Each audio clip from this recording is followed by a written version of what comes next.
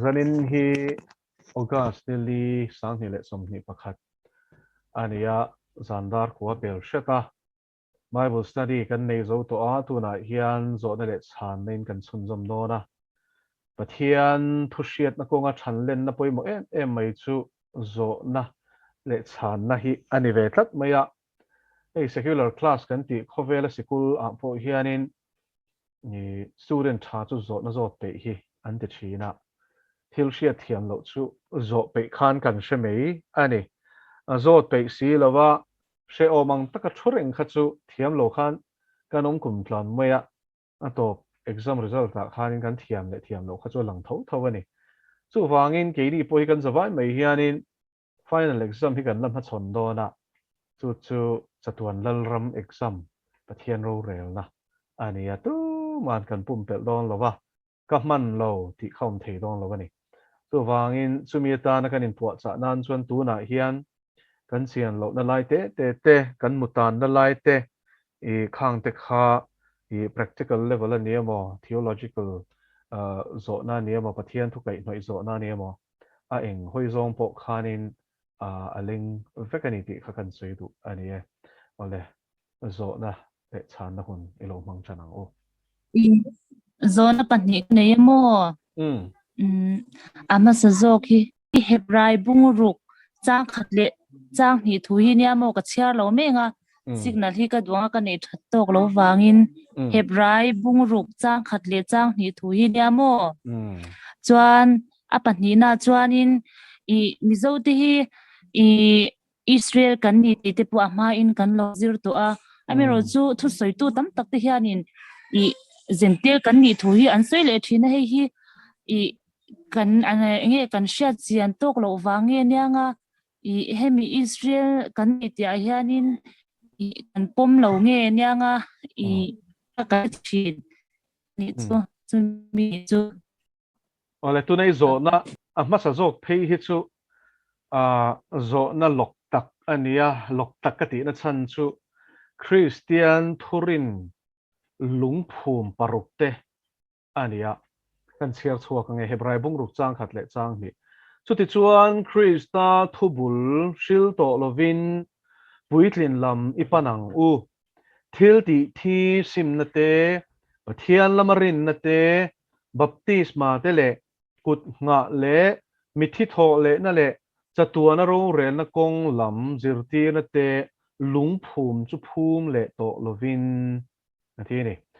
alpan thu kan sia te kan za tan man som ro se hebrai le kha thon ziak tu hi tirko pola ni ti ke chon ka poma chu Chester BT Papyrus atang po hian a chianga textual evidence thatak kan neya Pauline letters anti Paula le khathon som palizi nga hianin hebrai hi chu collection thuthlung thar a existing document antia text hlui ber ania chu a hlui chu John Rollins papyrus khan ya khairo kha chu zo hana chanchin thaziak zo hana ami khania ni kut pha tiat lekte hi nia chu vain le khabut ling chi alova Chester BT Papyrus anti he mu chuak tu Chester BT ming den sena phuania chumi a chuan chu chuan ni wang chuan hei kan sui kai loka tam tak chuan hebrai le khathon hi tirko pola le khathon ani ti hian an ring lowa tin ama po hian in ziak chi alo ma ro chu athukal phunga tang hianin a hriat theni ti kha ama sign kan soi duwa chuti chuan Krista thubul shil to lovin atium zia chu heta hianin hebrai Christian te hne na he le khathon hi zia kan ti kha kan lo shadon nia khomal anilova mimal anilova hebrai Christian te hne na abik takin he le khathon hi zia ani chuti chuan Krista thubul shil to lovin puitlin lam ipanang utia ani le nge Krista thubul ti te chu no ring tu no sen poina ashiat nge tur chena hi asweni ma se hela hianin he zo nai zo ta ka chun sei ka chak em chu rin na thubul apot chiang lo Christian in ti hi kan tam lu enge Christian kan ni nang hian kan rin a hi kan chian anga ya he kan sui ngai tat to mai ni chu ali so Krista kha mishing dik takani pathian dik takani ti ringot te po hi kanin zirti rangai to ni o chung oi lo tu te chu anon piang nuk to mai tin nula thiang limin apai ni ti te virgin birth ti te hi kan po mangai chung chu bible la chiang takin la li so chung chang zol nei isaya kal tangin lal pan lo puang to a chung te chu ni ta a amar chu helaya thubul aron tar la na te hi entai la in shi chiang em heng hi ka zo phot do cheu ni pol sang ami non tel chin ti ka sia ai ngai tha chin heng sermon te hi heng hi in bel chiang em pakhat na thil ti thi sim na te thil ti rengo to po hian betam tak chu kan buai ngal top me ni a toy teng ka soi zel do na chan chu heng hi amal malin e amma azir tham fe vek ani sim na chung chang ringot po hi i pathian remati ni chuan kan la zirang shem huna kan tlak lo na tura ta na sim ngai ta kan la zir do na ni pathian remati chuan thil ti om zia chu pathian ne na suala wanga in zom to lo mishing tharawa thi to pathian ne nen zom to lo chu pathian ngai chuan thi ni oh chu vai nungin che in khoin tong theima sela pathian ne na nin zom lo chuan mi thi a thi ni chu vai mi thi te ne la chan chin tha shire no mang ti po kha khatiang zong a chia tur ani khamia kha chuan peter le kha thon ani ka soi ti chuan thil ti thi sim na ti tiam zia chu pathian ne nen zom na nei lo tharau thi te ina an chak zong le an thil ti du zong sim na ati nun nei lo tharau thiang lim na nei lo te ina thil bol lo tak tak an ti sa chak na salatang te ina an pui tlen in ngai na sul te du am na te tual tha na te in soi chiat na te ruk na te o kan soi vek seng lawang chung te sim na tiom zia to ti to lo hoisan kalsan nun bansan nun pathian lama hoina nun khani adot le chuanin pathian lama rin na te aron ti le ni rin na hi kan ngai dana vai na tur ni lawani poimo khop mai te la hian sa khwa tam lu tuk ma selin vein ni hian pathian tir lali so krista arin na nga chau hi bible na min zir tir ni ya chu thu thlung hlui atanga thu thlung thara hian angai pat ani hoi te thu thlung thuya inting lali suan renang lali suati sai na lang si lawa in lo ti takin zo hana bung khat chang khat chuan ati ring thu o ma ti de leilung a siam ma khan thu hi om to a thu chu pathian ne na ma tia pathian pa ati na ni thu chu pathian ani lali suan ni chu ti chuan thu chu tunge ni ti kan chian lo takin chang som palina chuan zo hana bung khat chang som palia chuan thu chu ti sa a alo changa atia la li suwa mishing a chan tur isai soi lok ti thleng dik tu la li suwa chan chin a soi na zera ni chu wangin thu thlung hluia pathian thu ringa oya zo ma nun pui tu te chu la li suwa ring tu te thawan ti khana fiam o a chan chu thu thlung hluia thu kan ti po khala li suwa thawani ama ngin chu thu thlung thara ron nem hitin zo hana bunga a te tin chan chin tha lukazia bung som ni le pali chang som li pali a te chuanin thu thlung hlui dan zol nei te le lukazia ka chuanin hla te tial thlan hla ho ti reng chu he ta zopa atanga thlan khom te bunga te hi hla an ti te khani bik ta chung zong song chu hebrai bible ti na ni chu chung zong song chu thu thlung hlui ge ni na kan ti ta ki ka chan chin ani ka chan chin ziak na ni ti lal pa chu fakirom ro se chu wain thu thlung hlui pathian ina abraham a biak khanin thu chu la li suan nia abraham an thu la li suarin khan genesis bung som panga chang ruk chuan pathian arin awangin chu arin na chu fel na ruat sakani ti chu rin na wanga mi fel kan ni kha he ta abraham dan ma khanin lalpan alo nem hete to ni chu pathian lamarin na chu vain ma ni rin dan ma ni ngai dan dan ti mi alowa pathian tir lali so krista pathian thu a kha mi na arin chuan chan nam na huang chung a lu ta chi ani chung chu christian thurin bulpui dang lam mi thelo ni sim na himi na soi bo ni chuanin Christian ani lo pathian lamarin na zirti lo ni chuan mani du dan dan chan dam ni thei e Christian in ti si pluralism ring te hian mani o pluralism chu enge in ti takin eng sa khwa po bi ele van ram kan lu dik don ti zirti na e diklo rap thak lu to khi ania i son ke hi kong le thu tak le nun na kan ni tinana na te ro achiang e ma se e tharau sualin apola ni berang chu khang te khan ring thei tlat me ni pathian lamarin na te adot le baptisma te kha pathian thu tak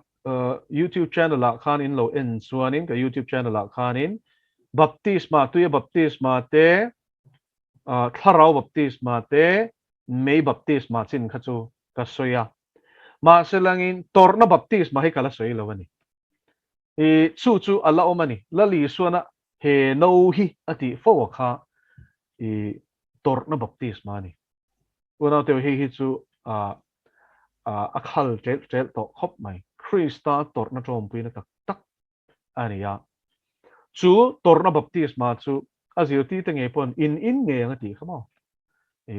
ka no in tur in themi ka baptisma chan tur hi chang themi ti kha zo han te u na we na ding lam le ve lama thutan dil tum khan chu vai vai ni ai hianin baptisma hi chili a oma bible kan mu hian sual sim na tui baptisma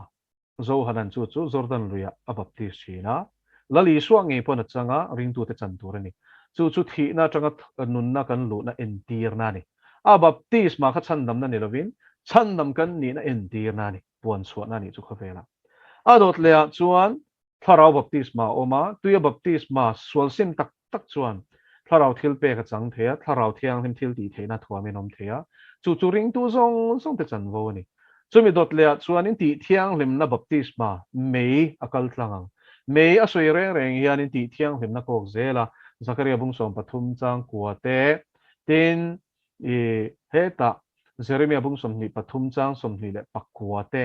ka thu chu meyang ani love me tia zo hana bung som pasari chang som pasari chon an ni chu thu tangin ti thiang lim roi thu hi thu takani ati te kan mo ni chu vain pathian in a thu in min ti thiang lim don ani thu oi na zela khan thiang lim kong kan zo ti na ni chu te chuan thurin palina kai tai la kut nga ati ni kan soi zor zo don chau ni heng hi kut nga hi bible a hian a soi na se em maya thu thlung hlui atangin lo chan tai la Deuteronomy kan en chuanin a bung top lama chuanin Mosia chuan pathian thu pekin i athla chang dal tu Joshua pathian ring tu dik tak kha aluchunga mipui ma Israel mipui te ma luchunga kut mata an hne na thil ti the na chen khat awai chuan a phal lawa chen khat hlang chong turin lal pana ti ni chu Joshua hne na khan Mosian achunga kut ngatin a hlan chong ani chu wain tharau thu nei na te authority kan ti pathian ni na Mosian hne na pe ka kha engama chen chu Joshua hne na a hlan kha pathianin a hlan turin a tia kut nga mangin a hlan ani kha thu pe kha so in tharau lama thu nei na ti hi he kut nga mang hian alawin hlan so the ni ti kha kan muwa tin thu thlung thara chuan in tharau thiang len la chang mi alo na mani tian hriat khan peter le zo hana ten ti ra ko shan ho te chuan chuan in chu khomi te chunga chuan in e kutan nga ta tharau thiang ni man chang nga la baptisma pon chang nga la ni mo tharau thiang ni man changa tharau baptisma pon chang nga la kha arwal pon chan the ni ti lang cheng ta tin Timothy le kha thon kan chiar chuan upa te kut nga a ithil pek don kha chemal ro tin Timothy chu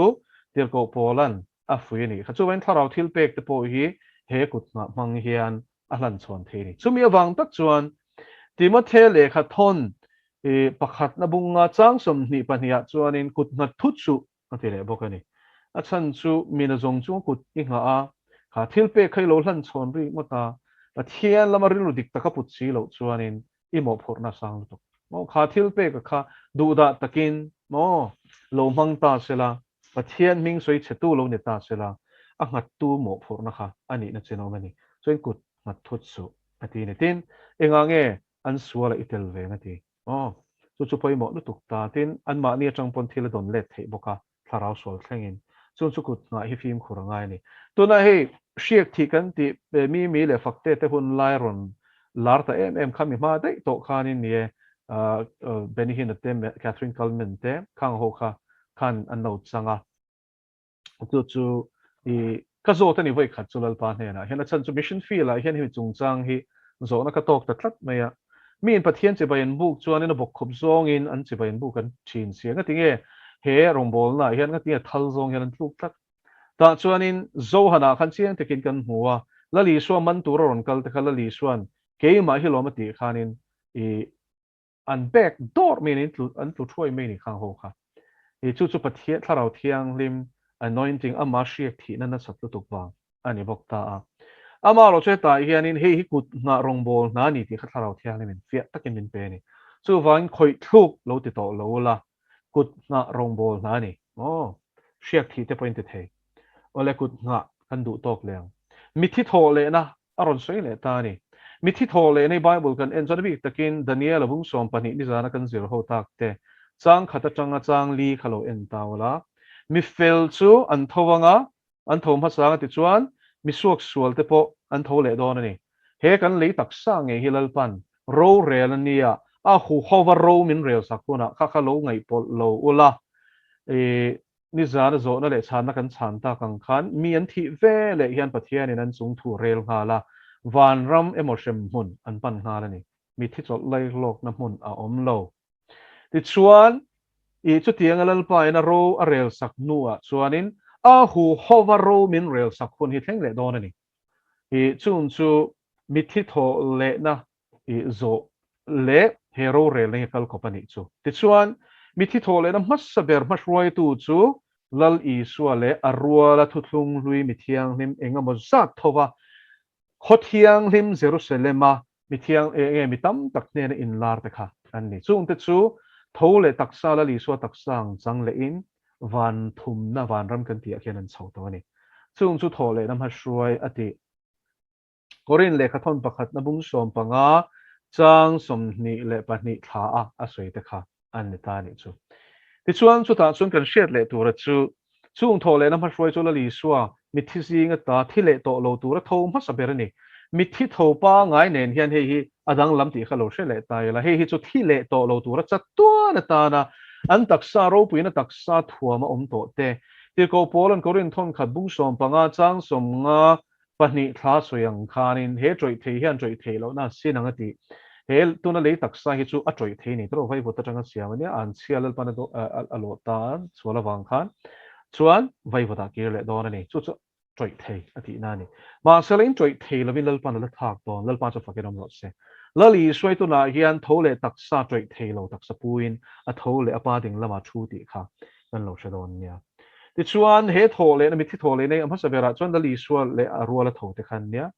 adot le chuan mi thiang lim lor tur lali swaron kal guna hian Thessalonica thon khat bungli chang som paruk som pasari ichia chuanin chu mi thiang lim lor tur lali swaron kal guna chuan thito mi thiang lim thito te zong zong taksa kha lali suan kai thom ha sanga tin anung damom te chu anung chung ina hi chawanga chu chu mi thiang lim lor hi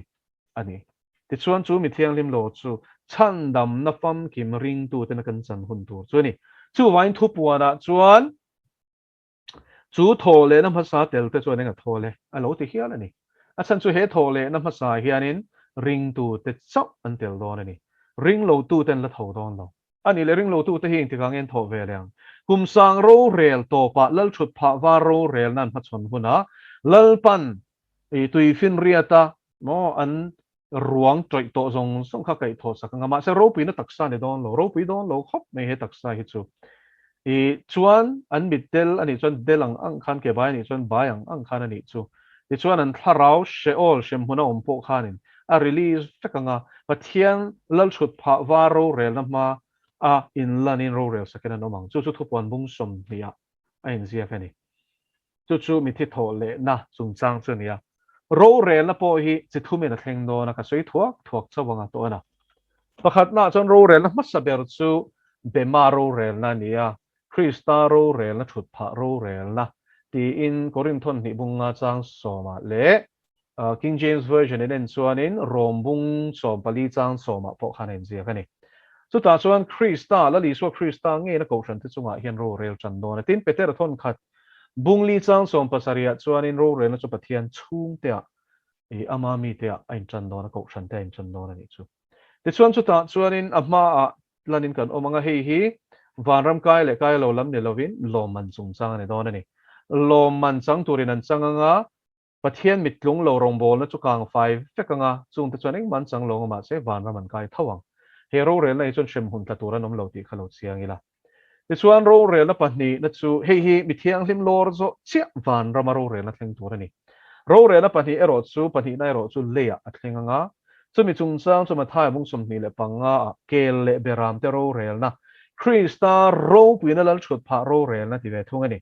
throne of glory mo ro puina lal chut pha ro rel na ro rel na chi sang sang a oma ming ani sang veka chung ro rel na ro rel tur te po chu ziak ani ti chuan la li so krista chuan kel le beram lal ram te nations ati te a then sang non ani kel te chu israel do tu te le ti na tum tu te tu na iran kan ti te india po hi van noi thak takin atlela ma selangin beram te chu israel khongaya lo tuam dam tu te ka tuia halin in tur min pe a karila chamin ei tur min pe sarua kamin muin min tuam ati zong zong kha ani don ta ni achan chu israel fa te chung chang abraham ne na lalpa na asoi chu genesis bung som pania khanin mal som tu chu mal ka som anga an chelo tu chu mo an sia ka longa te mi me ni ti chuan joel bung thum I chia chuanin ram te ina kami israel te chungan thil ti dan awangin ram te chunga hian over the nations ati ni khovel ram sang chunga hian ro kal rel don lalpa na ti ni joel bung thuma chu chiang takin in zia ka chu ro rela pa chon tu chon jehoshaphat a ruam har magedon in do na hian ama do tu ram zong song te chulal pan na hi khomanga ti chuanin aka chang khan dei chuakin thupon bung som pakwa kan buangin ati bora langa ti chuan chuta chuanin e beram lal ram te ro chukum sang ro relan lu tanga mi hring pa nga yang chian la ning an ne ro kha chu an lain thla pung don ani thole fa te ro chulali chuanin kan chukanga chu ro rel na chuan ti chuan I chuanin he khovela hin ro kan rel to don ani ti chuan chumi hnuwa chuanin thupuana kan huang khan e ro rel an thung ber sulal thut pha wa ro rel na nia pa pathian in heta hian ro arelanga ring lo tu te chunga meidi la tla tu ro ro po an thil ti azirin ro rel sakanga thil ti azirani chuanin salai le salo lai de te pom don ti na ni chu tiang chon lal pan ro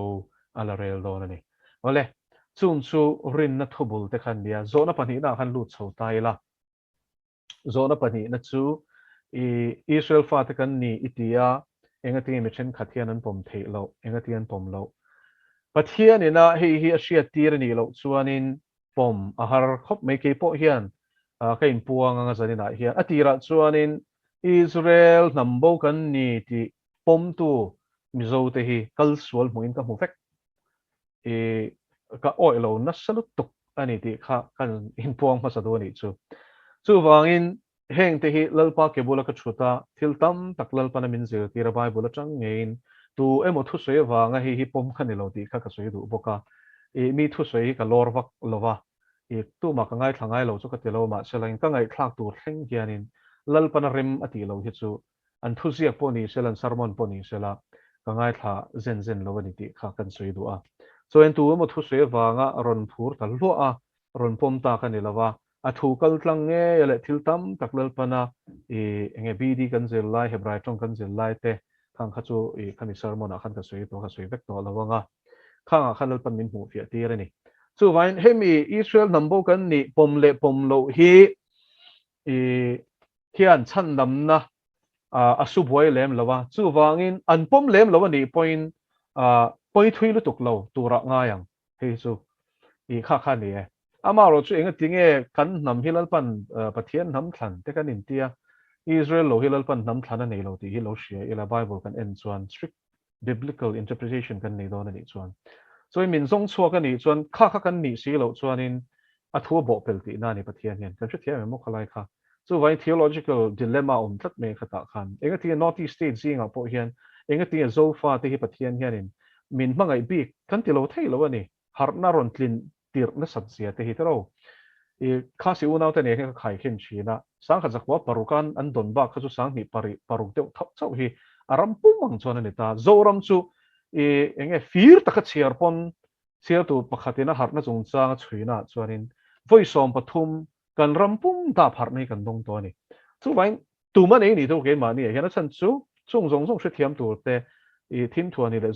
zoram thar kan ti te po thiam tur chuan hei hi acha bi poimo takani ma se mi na alo pom chi alo ani point vadem nat viau tur ni lawa pathian thu no lang em vadem tur ni lo ti ro chu kan hriat lana ta na tha a amaro chu thil mi zo te pathian thil tum shikfam kim tur ro chuan hei hi thil pakhat na thu dik tak pakhat kan hriat to poimo takani ti ero chu kan hriat lana tan a tha ole kalo me ke po le zawa oh zona karon zot ve anga mo zanin kan baptist ma chungchang kha iron soya hela yanin pakhat tirko te thil ti bungriat kan han en chuan tirko te thil ti bungriat chang somthum paruk kha kan muanga ma se somthum paruk noya kan chang somthum pastarina ka bible a hian an noya inzia kani mo chuan chang somthum pariat inaron in tran le ta somthum paruk le thum riat in karhan somthum pastari om ta chu thu a chuan ti hian kodziak le ka bothen kata chuan chang somthum pastari na thu hi tin philipa chuan i thin lung zong zonga irin chuan i chang theye atia adang ka jokaron share to lo menga khami apoi mo lai ber 37 ni chang kha engwangin nge o kan bible let link tu te hian an lo da lo o ti hi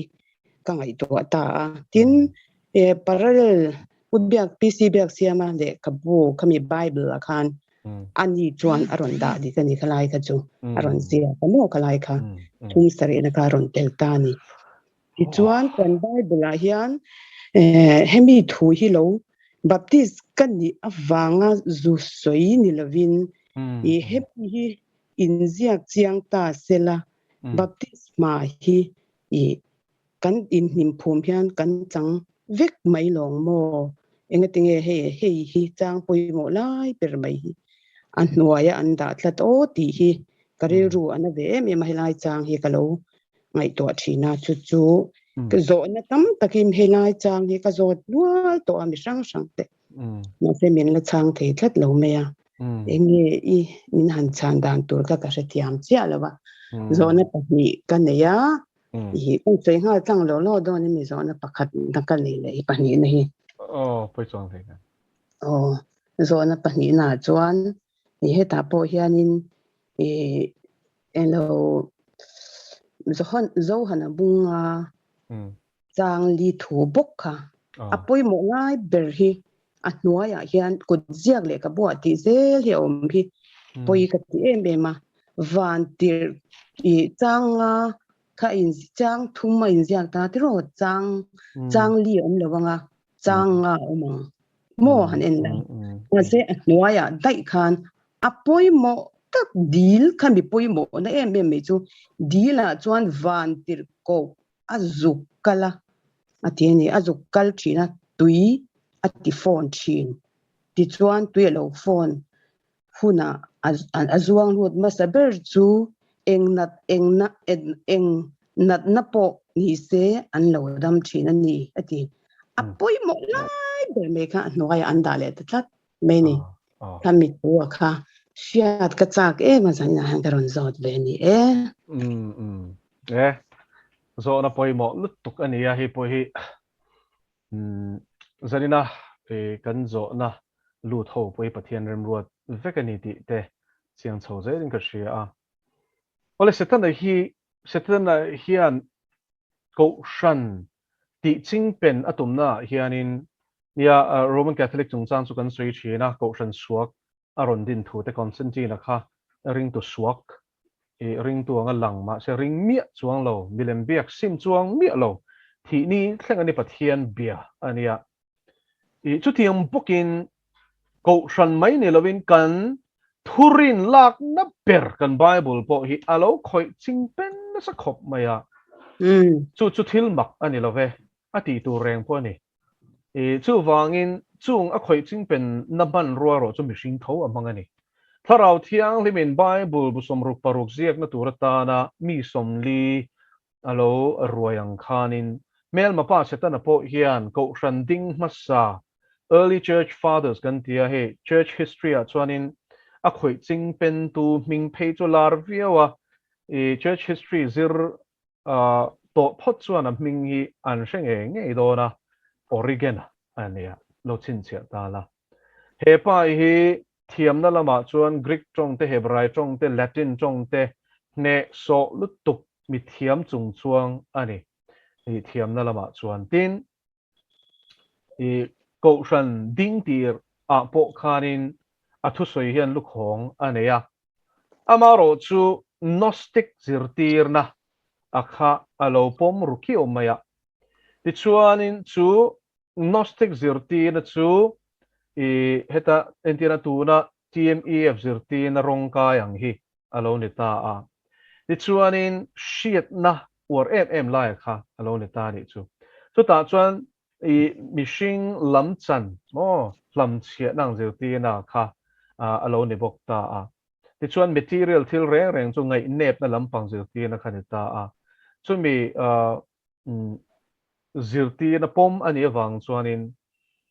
a zirtir na pom ina akal nia shia ta khachu Bible pon ni selangin alo khoi chingpen na sala to khilo nia ta chuan alo khoi chingpen Bible a kha atira phei chuanin church council masa phei kha chuanin an lo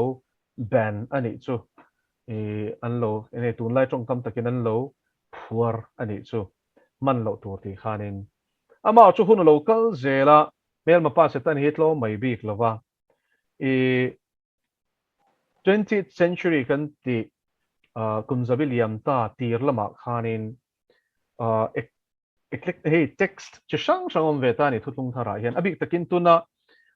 KJV hi kan ti kher teang KJV translate na turata na Greek text an mana chu textus receptus antini Latin tong niam zia chu received text ti na ni meya pathian ina Greek text tam takara thutung thar copy tam takara adik ber ape Erasmus anita chumi dong a in chal chu chuan ka dong atita chumi atang chuanin KJV le na kha KJV Bible kha buat selo ni ta ni chu ma sen nuwa chuanin chu Oregon na khoi chingpen to thuthung thar kha man alo ni ta a chu Oregon na khoi chingpen to text chu liberal theologian ho khan no pathian thu a thil ti mak reng reng pom lo ho ti na ni chu pathian thil ti thena oi lo ho ama ngai sak an na pathian ngai sak an nan le nga thil ti thena ro an oi lo ti ho kha ni chu chung liberal theologian ho chuanin he ta Oregon text kha corrupted text alo khoi ching pen ship to kha ho u hei po hi I thuthung thar le len na tur tan hian I mang teng u an han ti chho ta a ti chuan revised version kan ti hi aron chuak ta ni chu revised version atang chuanin poi em mai chu kan missionary masa te le kan mizo Christian ho tu shroi tu masa te khanin setana khoi ching pen Bible ani ti shelovin khatatang khan tu na BSI Bible kan man tlang lon per hi an lo let ta hlawani avai na dikloti na ni mi alawania amaro chu a khoi ching pen lai tu na iron tar lan chen khata khan a poi mo zia kan moni taro chu Oregon na Bible le lena khachan a omlo reng ani heng sang hi angai mo lai ho khachu pai pak maka ma se he ta textus receptus a chuanin khang kha ala om khiau sia chulai taka chuanin scholar ho zinga po hianin text chit ni hi an pom zong om tani chen khatin textus receptus an poma chu he tatlema evangelical ho de utlek an neta a le lama chuanin Nestle Aland editions an tia chung chu Greek text an mu tharapiang mai hi khata khanin an la a chu ta chang chun hi tharber ni tharber hi anang enge hemi mang hian letling ang won te ta ni chuan mu malom thelo wani amaro chu tak chu ne King James version a chuanin kha textus receptus le Hebrew Bible a po khanin a pure bera khan ron manga chumi mang chuanin le len alo ni ta a chu wang tak chuan nia tuna pupi CBFC ma rong bol nei a poimo em na chan le do da na po to na sat em na chan chu setan a hian thudik tak hai lan om hi a lau top mai ni chu wain thu jiak chen khata ti turani lawa khang khatel tak sok turani chu ani na dik takani hei hi mel mapa na thoni ti kha tlang takin ka soi du a ma selal pantun hun thun thunga hian UPCBX ma te ang mi khaw enge mi huai sen a hriak thi nge heng na thok tur hian alo ruata chung te chuan in huai sen takin thu dik chan ve ni lovin setana khoi ching pen text ni lovin he ta a original atiralal pana e a ko shan ho te ne na a pek mang e khanin mizo bible aron letling te hi rombol na ro pui tak poimo takani ti kha kan soi do ni e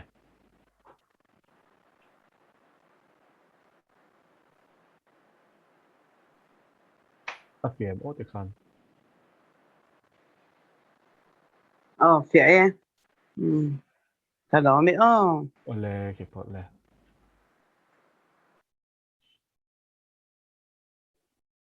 hello bazo aya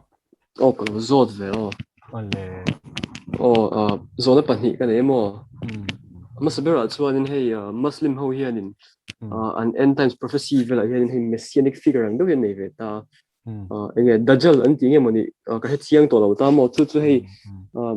emi antichrist nen hianin hei enge connection hi om do an ti khani ta mo okay chuanin apani na chu hei pathian o shin na kong hen king hei kan grow ang mo internalin fellowship te min milo som ta khalenga vela khanin hei immediate taka hei lopa ka kalangem tia hei engtin nge kada khan yes and no ti kha or no ti kha mo kan share ang hei kan kha khang vel kha ani chu ti lal pa o kan shet chian ang mo ole ni zo na poi mo lutuk pati iron zo ta chang ve ang pakhat na chuanin musulman ho hian i chandam tu an hero kan tiang chu i an mesia iti mai tiang ang hi be se an nem ti zo na khanita a nei te reng mai mahdi an tia chu chumi ron thlen na tur tan chon ne tu na po hian Iran hian Israel be na chan helai an Islamic theology hi lo en chiang ta ela anin zilti dana chuanin i thutlung lui zol nei te zinga khan panga te zinga lali suwa po hi an pom ve ni Abraham te Moses te Elizabeth te mo khang te khan pom feka tin an Isa ero chu kan Isu nen hian an lo zia karon soi chho do na mi chen khat chuanin I keini phokan ne thowa kan share ta kan share chian ma khat chuanin an ni pon Isu an ring ve thowa keini pon kan ringa ma se anin an lo zia chu kan soi chho don I mol mang taka Musulman le Islam zirtina le Christian na hian in tam taka nei ti hi chu share chian lo wanga ni ti chuan chu ta chon kan share tur chu anni na Mahdi anti Mesia tia zuda ho enan be se kan lali so Christa opposite chia anti-Christ Christa do dal tu chi ani na hi anzir tia na tang hian lang chiang ani chu ta chuan anni chuanin an Mahdi aron kalma in Isa an Iswa aron kalang kan Iswa nen ngai pol mi alo tu chu Isa ron kalma sa akong sial tu zo hana baptist tu zo hana deuh lekin an chanani chumo an Isa chu te chuan chu ron kal huna chuan cross a ka thi tak lova mo khang zong kha do fikania bum na nia chu wangin simro aron ti don ni chu an ni sim na chu dang dei don ni Christian te kha kal sual rin na diklo vuana min ngai ni ti hi khata tang khanin in thiam mai chu en pathian thu va shil kan tum khan an ni chuanin mel ma enin min lo en dei na chana chu kha khani a chan chu an ni zil ti na chuanin Isu Christa cross a thi pathian papa cross a thi pathian papa ti shim hi blasphemy law dan kal ania chu lutan thei ani Islam noya chuanin I so hi pathian fa pa ti tu chu tha tur ani top chu Islamic Sharia law ani ti kha kan lo shabok ton nia ti chuan chu ta chuanin Isa an ti ai hi aron kal photanga mahdi hmashwai turin zohana baptist tu zohana ang deuh khan kong sial turin I soring tu zong song te mo ka thi tak tak lawa to vekania bum na vekania sim ro Allah ring ro na ti do ni an Isa chuan ti chuan chu tianga sim du lo tu te chu athat phir don an ti ve thung ani chu ti khan tunge ni ti chiang emo Christian te ron that phir thu tu ra kha chu ti chuan mahdi ron kalanga chu ta tak chuan an in zir ti na a hi ngun takin lo ngai tharo chu mahdi an Islamic Messiah an Islamic chandam tu chuanin a boy rin om te chu an kut ding lam le an chala a chin chiang ati chu Islam in zir ti ra ni chu eng om zia kan man tero thu puan bung som pathum chang som paruk som pasari chiar to tan chuan om zia kan man vekang chu chin chia na chu sakolin mi zong song challe an kut ding lam emo an ding kut ding lama a chin chiang ti khani chu wangin Islam Musulman ho Islam ring tu zong song ti chuan sakol chin chia na hi lom takin an lo dong don ti na ni chu an ni tan chuan he Krista dong dal tu hi an Mahdi an chandam tu an Messiah an de chu ni mo unau teu an khong ai thlar tu buma omte an ni ti hi kan hri chiang tu ra ni I tong trai pu yang u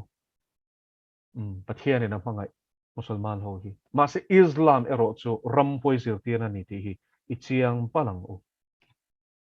ti chu ni ta sela zo na pakhat na chan na chuanin ti chuan zo na pahni na han lu tai la lalpa o hi ti kan hriat chiana lalpa o hri chiang tu chuan number 1 a chuanin Bible chiarangai I thu hi ka ke tan te hian ati kong ka ke tan ten khon war ani ka kong tan te hian mo eng ani sam za som pakwa chang za panga kan vong cheu ome chu wan pathian thu hi kan nun kai hruai tu le pathian ina kan ne na thu soi na ni tin Bible hi Timothy thon ni bung thum chang som paruka chuan pathian le kha thu song hi tia Genesis bung khat chang khataranga thupuan bung som ni pani chang to thleng ti na ni chu pathian tho khum ti om zia chu tharau thiang hlimin mishing te a khanin khang thu kharon hriat tira tharau thiang lim hriat ti na in Bible zia zong hi an zia kani chu wangin chu tharau thiang lim thok khum ani chuanin pathian atanga chuak ani Bible a thuin zia mishing ir om chuak pakhat mam lo ti na ni chu tak chu Deuteronomy bung riat chang thuma chuan mishing hi chang chawen an nung lawanga pathian ka tanga thutin chuakin an nung zo khang ti ta cheni chu wangin pathian ka tanga thu chuak zong chu nge Bible pum pui bu som rok paruk hi alo ne ta ni chu lalpa ka tanga thu chuak ani hei abik takin zol nei ta kan chiar phei chuanin lalpa chuan a ti ani zel kha tro lalpan thu soi chhin ani tin sam te po lalpa ti soi ani zia lalpa ka tanga thu chuak ani zia chian em na chu lal davida khan lali shuwa pian ma kum zakwa te to khan BC zakwa bor vel omani lal davida kha akutir khen na khen ani tur te apuan te chu thum vor anin sem tur thu te ka sam som ni pani na han a soi de thei pathian tharau thiang lima tanga hria tir ni lo sela eng te kong main davidan kha a hriat lo ngai na yom lo re I chia lo chu I enge a troi phal don si lo te tia davida te chon phu ma troi ve ka lom ama chan chin a siak lo Isua Krista me kan Mesia mi thisi nga ta ni thum ni thole tur chan chin a soi na dei ni tin Zakaria ten sabeng tung no chunga chuang Jerusalem ala langa lu tur thun soi te hi heng te hi lali suwa chan chin te kani chu wangin chung te chuin tigen soi lok the pathian tharau thian in thok khomani zia hi Bible gi chiang tel te Isai bung som rukle paruka chang riat na ni khatarama piang the mi ti te mo sang kha sakwa somli le pariat me ni som palia UN resolution in arab ram do dal noi na kara Israel chu pathian thu angin ni khat thil thu piang mi chu tian chen pathian thu in ziak reng reng a hi angia langa na thleng hi atam em to mi pakhatina ma na chu to da na chuanin Bible shil lok na prophecy kan tiang hi zasari le ti bor velangin ani chuan chuta sang te la chu te pon oma chu dan te penang lo nuk thea ti chuan chung zasari le ti bor velanga anga chu jinga chuanin zanga somkwa le panga hi chu thleng dik to tia a percentage ang zong in kan chu ta za zel somriat le pakhat point paruk hi chu a thleng dik to ani kha kha a thing le deuh hlek to a re to kum tam tak liam ta thu ni chu ka soi pathian thu soi lok reng reng a hi thleng dik lo alom ngai lo ani so in thok khum ani chu pathian thu aya ril zok zona kha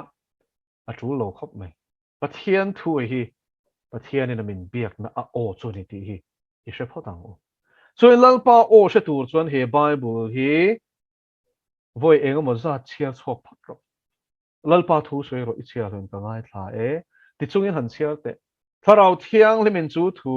a thok khum ange chu nangma poron thok khum anga ron tin nunganga o tinung tu chu tharau thiang limani chu vain thu mai chuan a ti hlum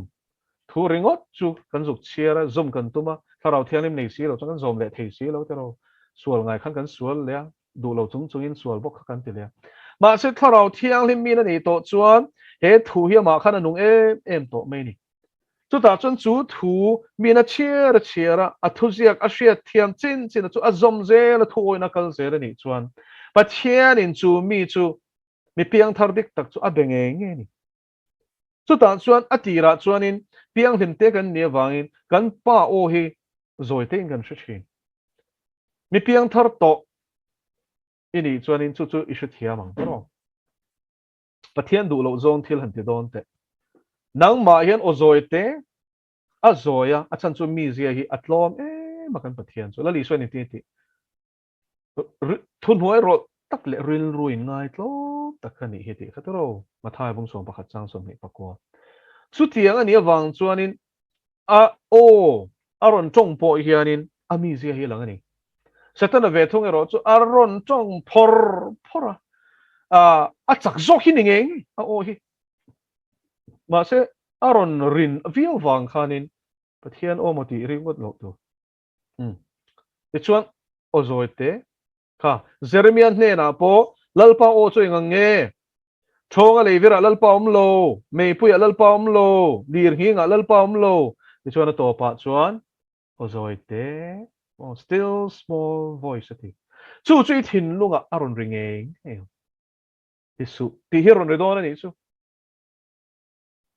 kha izom zel chuan thu oi ilo nia izom zel chuanin a oi sharing tialang lalpa cha fageram ra se pathian thu i oi na zela khan irin om na zela khan lalpan in hne na in puan na kha achiang tet do ti chuan pathian hi mo mishing ang thowa alaka ril ludik takpu hi zong ve nia a thu tak kol tlak kan ni don nge don lo ti hi min fia phota ni o abraham kha chi tam tak pa lal pan ruat ngal pop lo a fia na salatuk ram kala in ti tu che lam panin chuak ro ilai chin te zinga ta chuak ro a kal na tur por shel lo kala in tir tu che ti chu sin rin na chu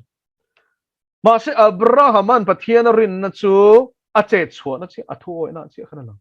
chu tiang bukin lalpa o shefia tur chuanin kan hriat masaka kha izom photang hriat masaka zom si lo khan a ai fia be se ringo ta kha chu a thei lo lo relationship ani pathian nena len dun ania leng dun tur chuan te thu oi photangai lo tro thian po kanin kom chuan te a kanin ngai vena kanin ngai saka thu kanin oi tona ti chuanin kha rồi in kanin nai te la kanin shichian te la I thuruk te po kanin shil thuk te la kanin pum khat na kong tin reng in a in zom te anua phei chuan an thom rengo ta po an ma ni ti kan she theya phone an o kan share rengo pon an tunge ni ti kan she ngal maya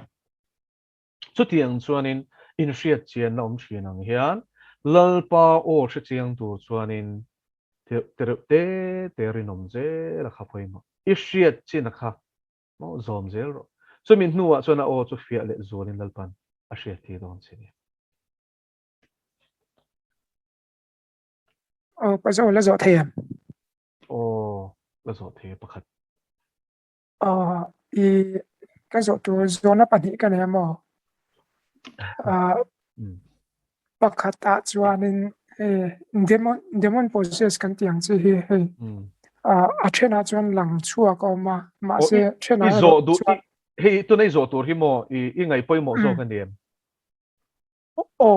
ole ani chuan hei chau hi zok nei ro kun kan a thena chuan lang chua ka chuan lang chuak lo te po oma then phei chu i chuan chumi in car chumin soi fia sak thengem deliverance leng po khan han soi le lok te i zo na kha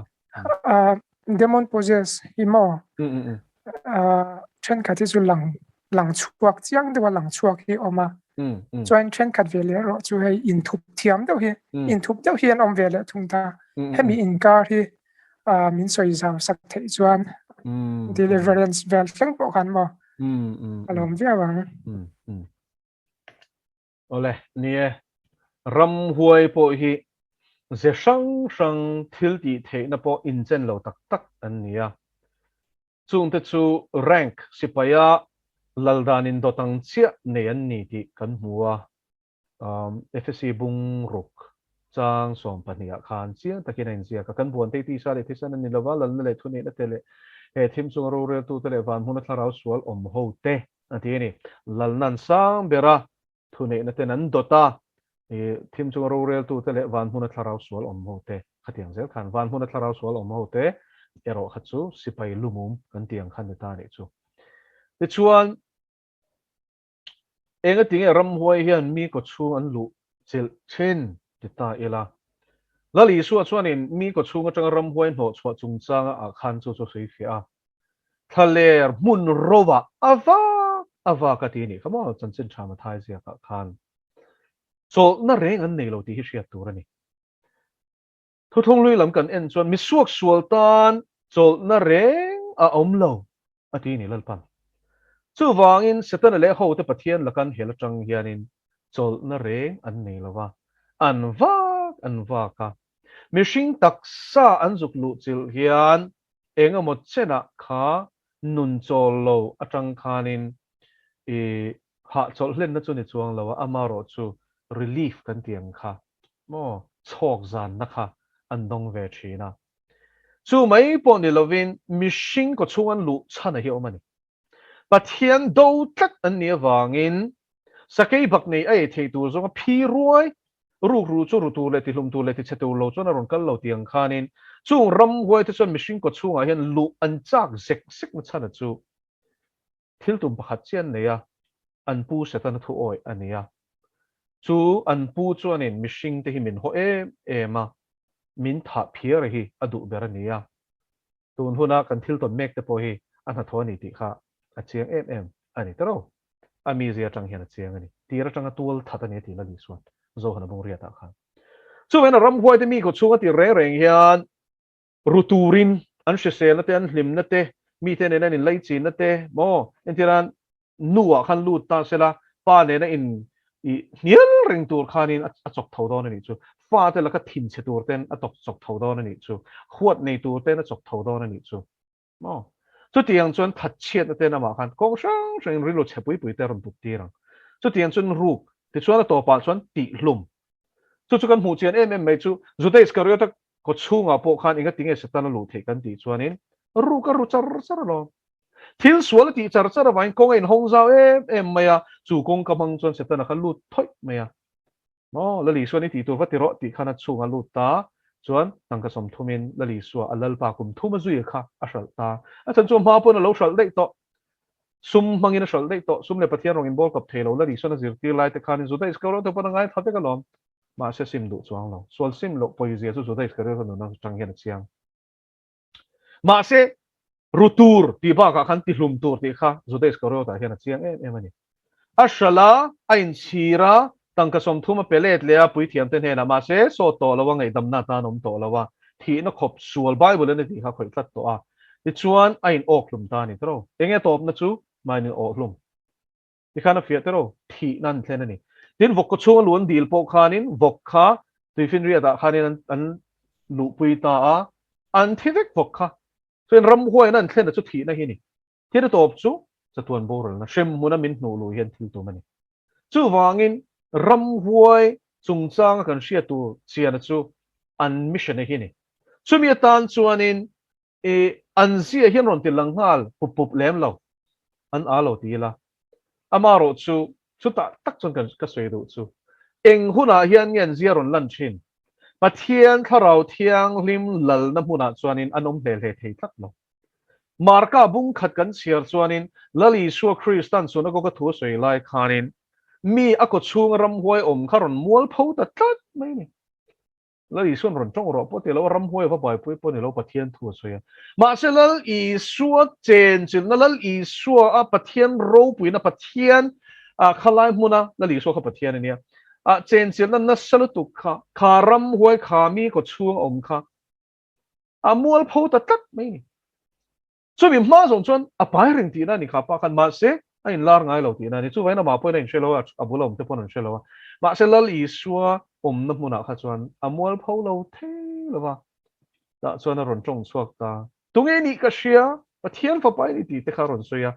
ngoi la ko chung teng ron chuak nga ro ti na li suan thu pe ni kha chuan ram huai te hi I an verveka an phakar ema rule zia an bua an zian lan tir chuan Christian ten an hnu chok me an tian lo wang hian an in thup ve chang chang zel ani ma se mo tharau thiang lima khat te ma chuanin an mol pho tho tho lal pa chu fakiram ro se chulai taka chuanin mi ko chunga tharau sual om mo chuak tu chuan mo lal pa kan om hi apoi mo mani lal pan an omani chuanin min sia ti nge nge tharau mit tivar tu chu lal pan si a ale kha kha izo na chan na chuni